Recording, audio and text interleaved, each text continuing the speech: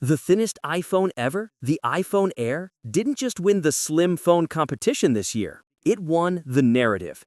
And that's exactly where Samsung, despite all its technical brilliance, fell short with the Galaxy S25 Edge. But here's the twist. If Samsung plays its cards right, the upcoming Galaxy S26 Edge could completely flip that story in 2026. Let's break down why Apple's super thin iPhone Air became a hit, why Samsung's equally impressive Edge didn't get the same love, and how Samsung can turn it around next year. The iPhone Air and Galaxy S25 Edge both aim to prove that thin doesn't have to mean compromise. Apple's iPhone Air came in at just 5.6 millimeters thick. Samsung's Edge, barely thicker at 5.8 millimeters. On paper, that's practically the same. Two engineering marvels that redefined what a modern smartphone could look and feel like. But despite the similarities, the public reaction wasn't equal. The iPhone Air quickly became a must-have. The Galaxy Edge, a technical showcase, admired but not desired. So why did the iPhone Air win hearts while the Galaxy Edge only win headlines? It all comes down to storytelling. Apple didn't sell the iPhone Air as just a phone. It sold it as an object of desire, a fashion accessory that happened to make calls. When Apple unveiled it, they didn't emphasize specs, they emphasized feeling. They made it a lifestyle symbol. Owning one wasn't about performance or battery life, it was about having the thinnest, most elegant iPhone ever made. Samsung, on the other hand, took a more traditional route. The S25 Edge was marketed as a regular flagship, just thinner.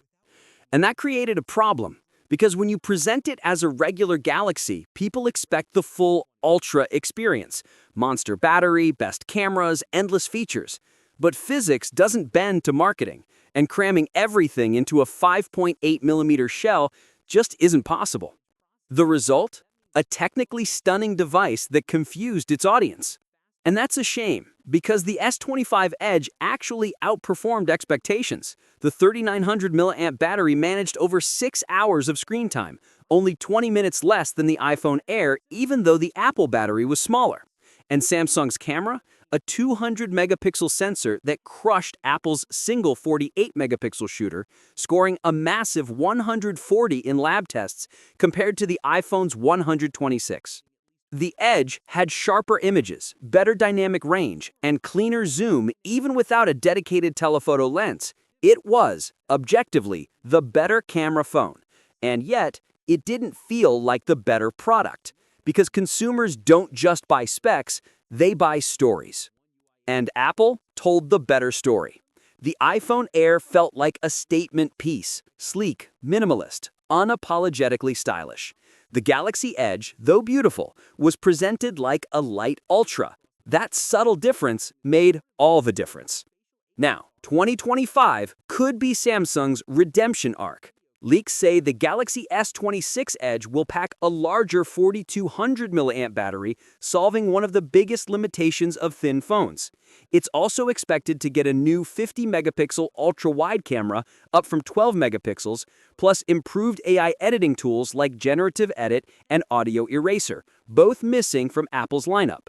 And here's the exciting part. Samsung is reportedly bringing Qi 2 magnetic wireless charging at up to 25 watts, faster than Apple's 20-watt MagSafe. That's impressive engineering in a body this slim. But again, the specs aren't the problem. The positioning is. If Samsung markets the S26 Edge as the elegant Galaxy, not as the smaller Ultra, it can change everything. It needs to live in its own lane, not as a cheaper flagship, but as a lifestyle product for people who want a beautiful, ultra-portable device that stands out. Think of it this way. Apple made the iPhone Air the iPhone for people who care about aesthetics and novelty. Samsung needs to do the same. Target those who want sophistication and design first, not raw power. Because tech enthusiasts will always pick the Ultra. But style-conscious buyers?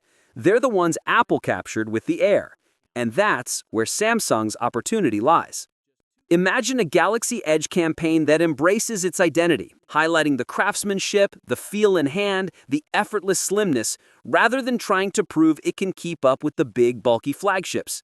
It doesn't need to win on specs. It needs to own the idea of elegance in the Android world.